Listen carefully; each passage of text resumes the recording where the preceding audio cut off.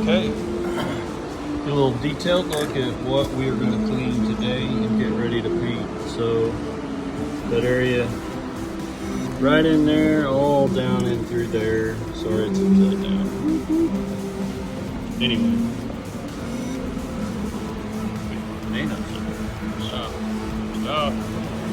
okay.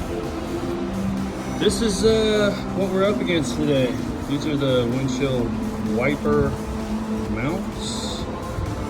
We're going to be taking care of this stuff all the way across the other side. Getting it all cleaned up, ready to spray some soundproof stuff in there, some water seal stuff, you know, because this is a big catch area. And then we're going to clean the firewall. We're going to take care of some of this stuff here. Actually, all of that stuff. Just go our way across, take care of that. And we're going to vacuum real good. Well, we're going to vacuum first, and then we're going to spray it down. We're not going to pressure wash it though, but we are going to scrub it and then lightly rinse it, get it all good to go.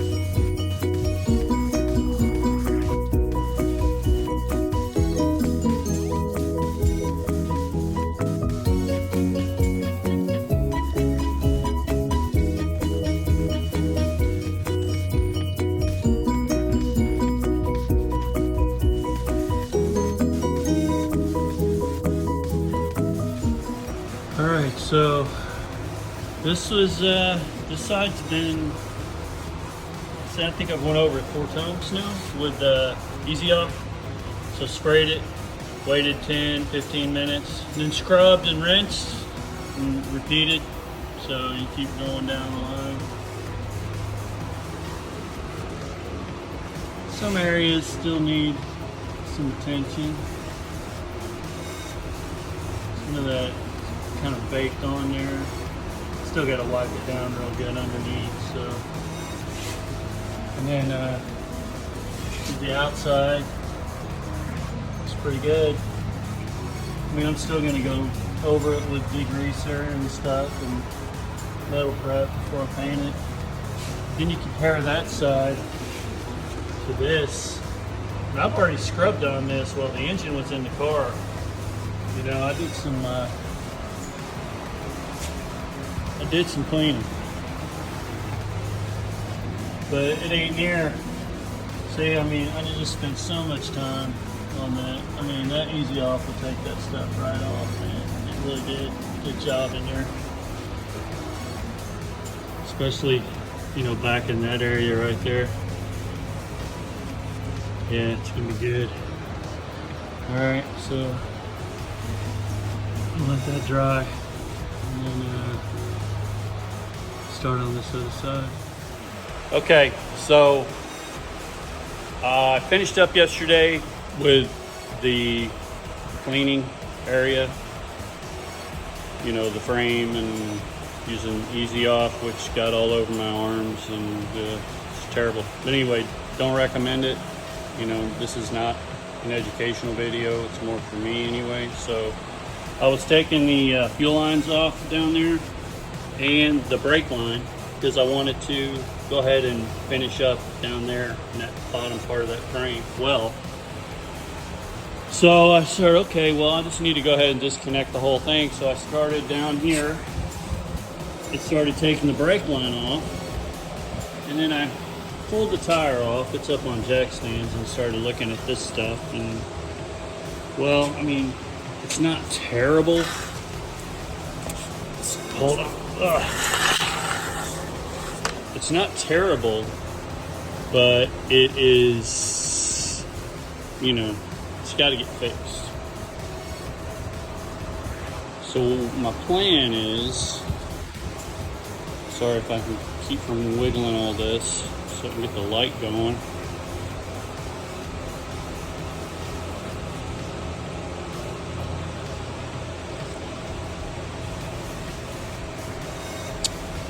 Hold on.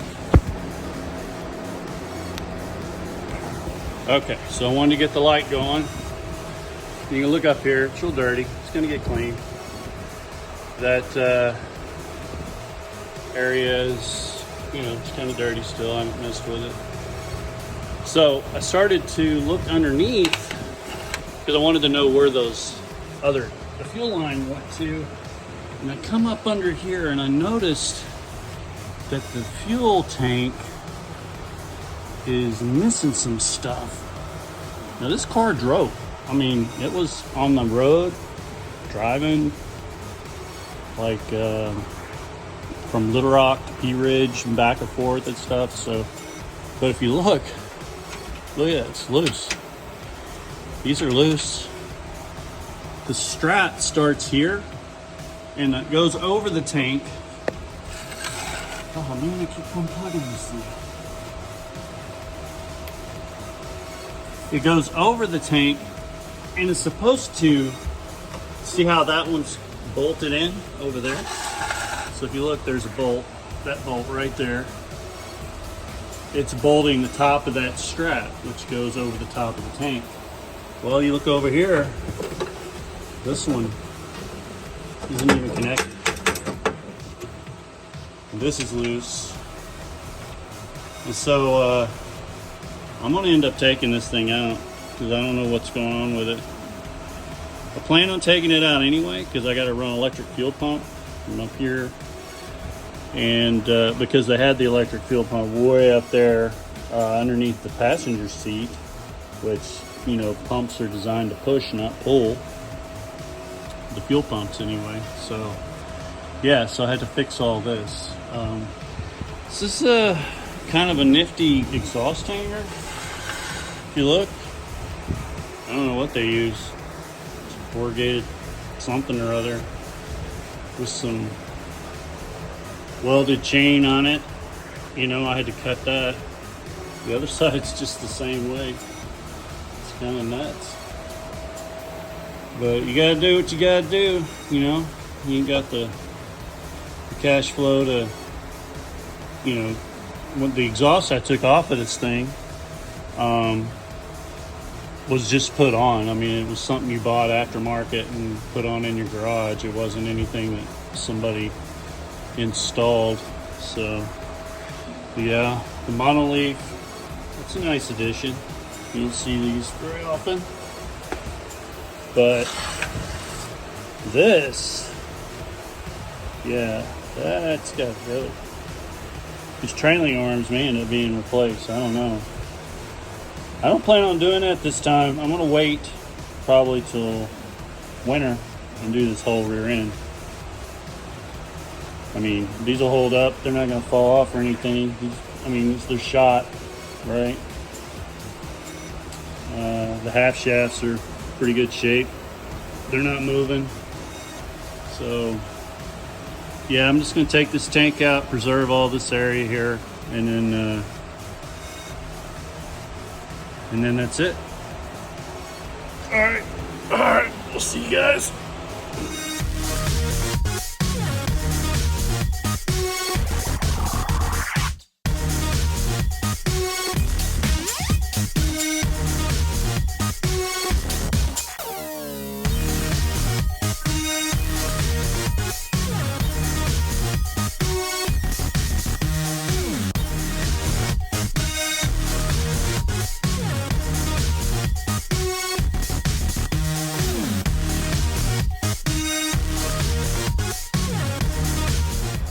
All right, got the fuel tank out. Got the straps off. They're reusable. Just clean them up. This tank's pretty usable. But then I noticed build sheet is completely destroyed.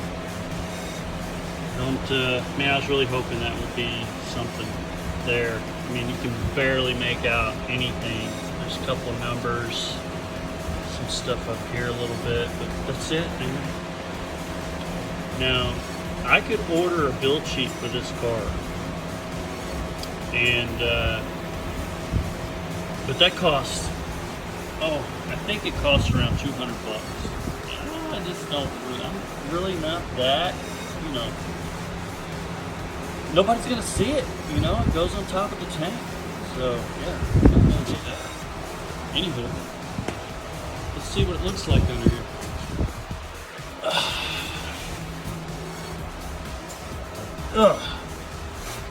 All right, let's see here. Oh, is that a power clips? What is that? One of them things. Anywho, some numbers here. KM538, I don't know, 2 PB. Don't know what that means. But I found the birthday. You'll never guess where. Right back here. Somewhere. Where did it? Oh, there it is. April the 18th, 1978. And apostrophe 11. Don't know what that means. Maybe it was the 11th one off the line that day. That'd be cool. But anyway, man, it really looks good up here. I mean, it's fiberglass. What do you expect? But, you know, I mean, it really does. Easy to clean. So some things I gotta do. All right, so definitely gotta clean up all this frame area. No problem. Gotta get rid of this junk. Don't know what that is. It held some exhaust pipes, but I mean, you gotta get, you know, make do with what you got in the garage, I think. And then this one, same way. Although this one, yeah, I'm gonna have to heat that up, bend it back, do something else with it. It's gotta go anyway, sorry. All right, so electric fuel pump's gonna go on back here somewhere. Let's back it up here. It's gonna go on up here somewhere, hanging down a little bit. Over here is vent line. That's your vent line. That goes to charcoal filter. This one is your fuel line. Goes to carburetor. Actually, this is going to go to a fuel pressure regulator and then to the carburetor. Now, I'm going to use the hard line coming out of the tank to rubber line to the fuel pump and then to the hard line. The hard line is going to go to fuel pressure regulator, which is going to be on the fender well. This is the return line. So the fuel pressure regulator is going to regulate fuel to the carburetor. Any unused fuel it's going to send back on this return line. So that's what you know. So if let's say the fuel pump is making 7 pounds, you only need 6, then it's going to send the rest back, right? So that's what the regulator is going to do. I had that set up on my last Vet. It had 2 carbs. It had 2 Edelbrock 600s. So it used about 8.5 psi to get fuel to go down both of those. So this one's going to be different. This is just a 750 in this. It's going to be in this one. So probably use about 5.5, 6 pounds, if that. All right.